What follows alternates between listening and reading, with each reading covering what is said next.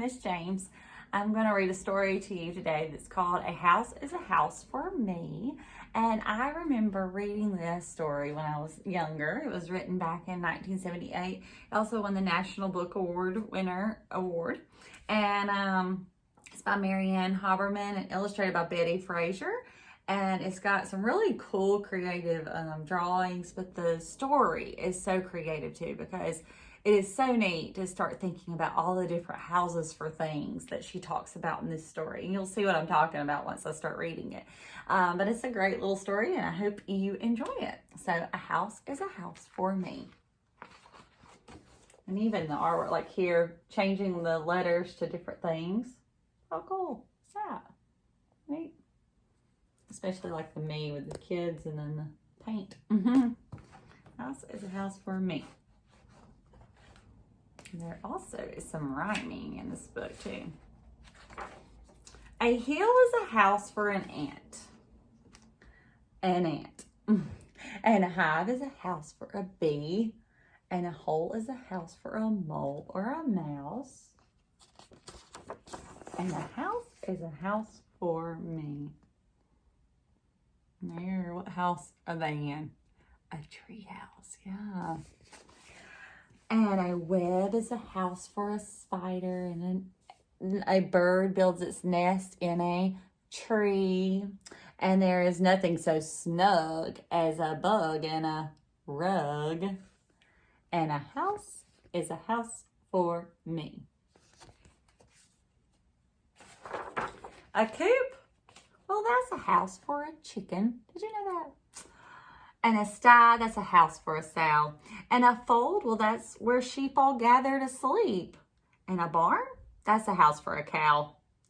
But it's also, of course, a house for a horse. All the farm animals. Right? And a kennel is a house for a dog, And a dog is a house for a flea. But when a dog strays, and a flea sometimes stays, and then it may move in on me. I hope not. And houses for rabbits are called hutches. And a house for a mule is a shed. And a castle's a house for a duchess. And a bedbug beds down in a bed. Mosquitoes like mud holes and puddles. And whales need an ocean or a sea. And a fish or a snake may make do with a lake. But what about a house for me? And look at there. What's her house right now? On the beach under the umbrella. A shell is a dwelling for shellfish. Or for oysters and lobsters and clams. Each snail has a shell and each turtle as well, but not any lions or lambs. Lions live out in the open and monkeys live up in a tree. Hippos live down in a river. Now, what do you know about me? Got all the different houses for these animals.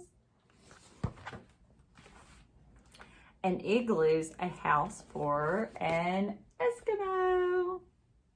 And a teepee is a house for a Cree. And a pueblo is a house for a Hopi. And a wigwam may hold a Mohi.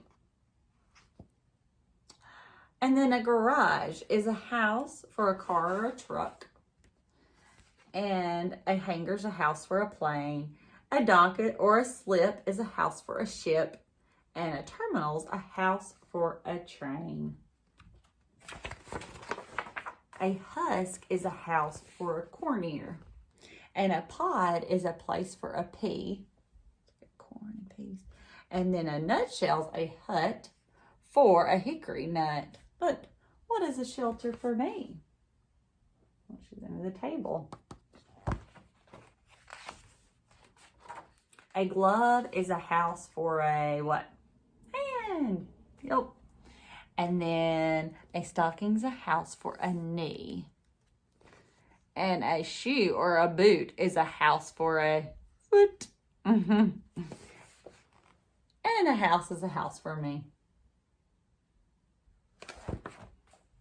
Look at the house down here for the squirrels underground.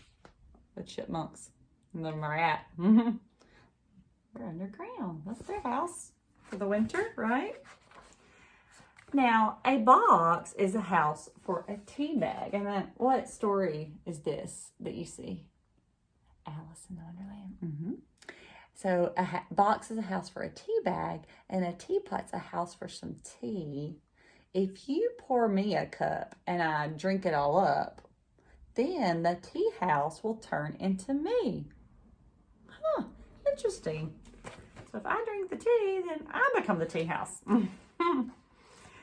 So cartons are houses for crackers, and castles are houses for kings.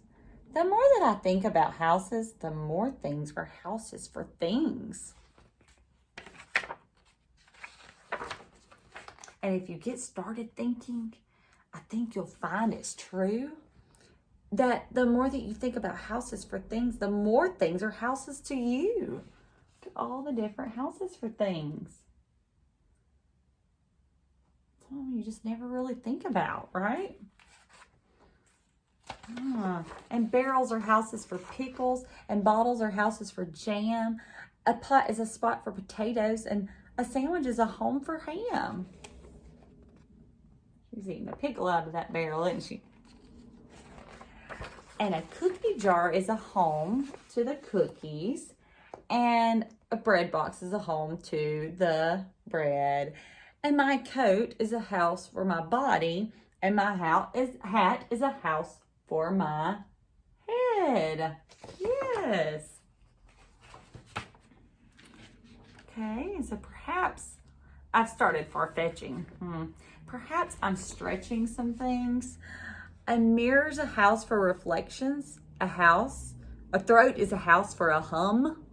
But once you get started in thinking, you think, how pockets are houses for pennies and pens can be houses for ink.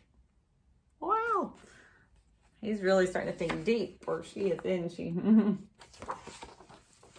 Now, how peaches are houses for peach pits, and sometimes are houses for worms, and how trash cans are houses for garbage, and garbage makes houses for germs.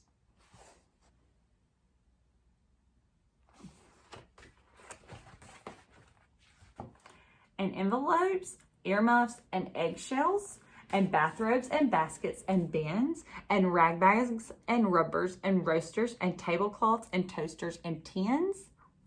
Oh my goodness, all these are things. And once you get started in thinking this way, it seems that whatever you see is either a house or lives in a house, and a house is a house for me. So if you really start thinking about all the different things, you can figure out what's its house, or if it lives, what house it lives in, right? A book is a house for a story, like this page. A rose is a house for a smell. And then my head is a house for a secret I never will tell. A flower's at home in a garden, and a donkey's at home in a stall. Those beautiful flowers.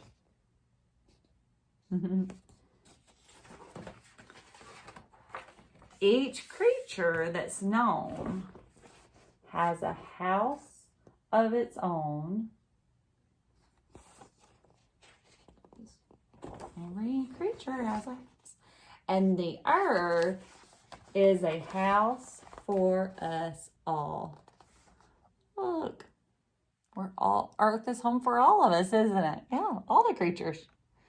So you can start really thinking, and usually the activity I do with the kids when I read this book is we think of some, there were some things in there that were interesting. Like, have you ever thought that your head is a home for your secrets?